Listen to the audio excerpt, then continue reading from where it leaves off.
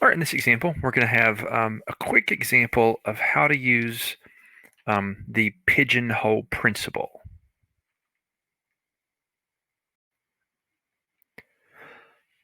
Let's define a set, call it S, and S is going to have these elements: car, 3, X, and meal near.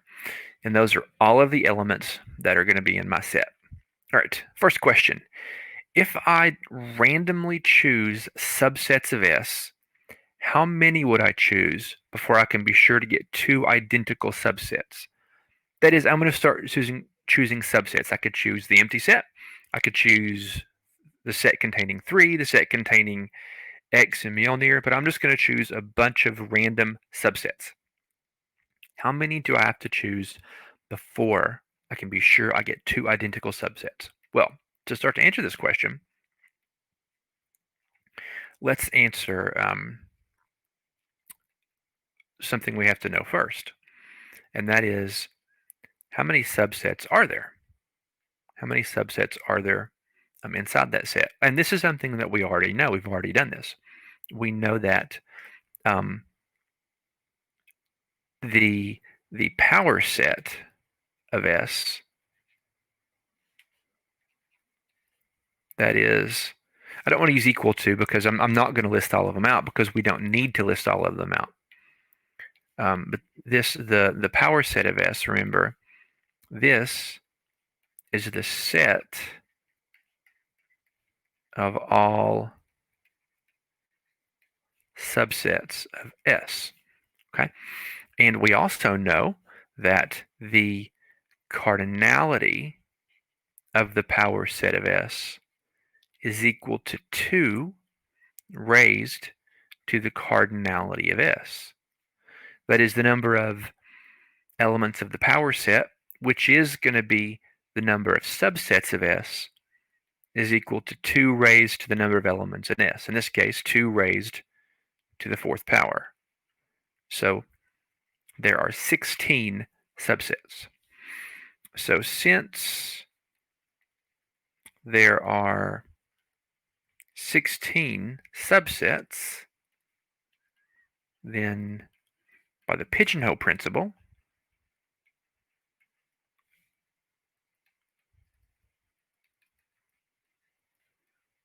we would, or I think I used the first person pronoun, didn't I? Not we, but I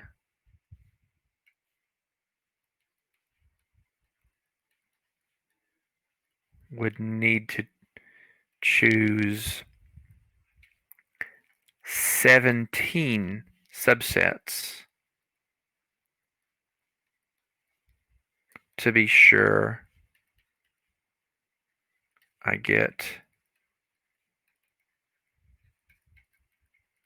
two identical ones. I would have to choose 17 subsets. And why is that? Well, that's by the pigeonhole principle. There are 16 subsets, okay? And, worst case scenario, I start choosing subsets out at random, and I choose all 16 of them without choosing any one of them twice. But if that happens, the 17th one that I choose, the 17th subset that I choose, has to be a repeat of the other ones because I've already chosen all 16 of them. So the pigeonhole principle says that this has to be, the 17th one has to be a repeat of the previous ones.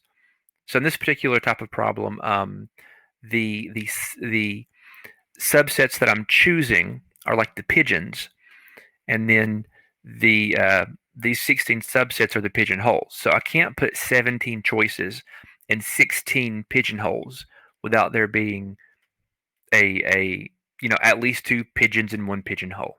Okay.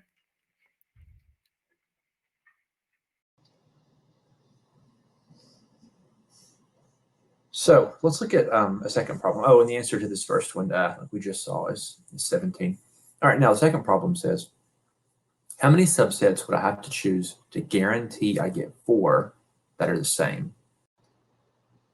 So think about it like this. We always think about like worst case scenario, as in we draw different sets as much as possible because we want to guarantee that we get 4 that are the same. Or in the first one, we want to be sure that we get 2 identical copies. Okay, so as if I draw 1, 2 down to 16 sets, it's possible that I get 16 different ones. And then, like we said on the other on the previous part of the problem, once we make the 17th choice, then we are sure we have 2 the same. Okay. By that same reasoning, we could draw 17, 18, 19 down to 32 sets. Okay. And it's possible that we have 2 of each, right? That in the first 16 draws, we get, 1 of each of the 16 subsets. And in the second 16 draws, we get each of the 16 subsets only once again.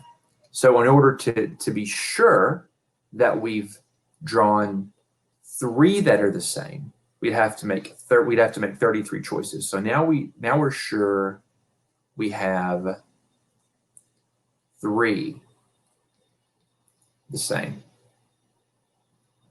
And so by that same reasoning, we could keep drawing until we make 48 choices, and it's possible that we only have 3 of each, because 16 times 3 gives us 48. And once we make the 49th choice, now we can be sure we have 4 that are the same. That is, we have to make 49 choices before we can guarantee that we have 4 that are the same. So now we don't always have to go through this kind of reasoning everything out to get to that point. Okay, notice what I did to guarantee that we had 2 that are the same. This is 16 times 1 plus 1 to get 17. To guarantee we have 2, that's to make sure we have 2 that are the same. To make sure we have 3 that are the same, to guarantee that, this is 16 times 2 plus 1. To guarantee we have 4 that are the same, that is 16 times 3 plus 1. So we can use that kind of reasoning whenever we're doing these problems on how do I make sure I get a certain amount that are the same. It'll always work like that. Okay, hope that was helpful.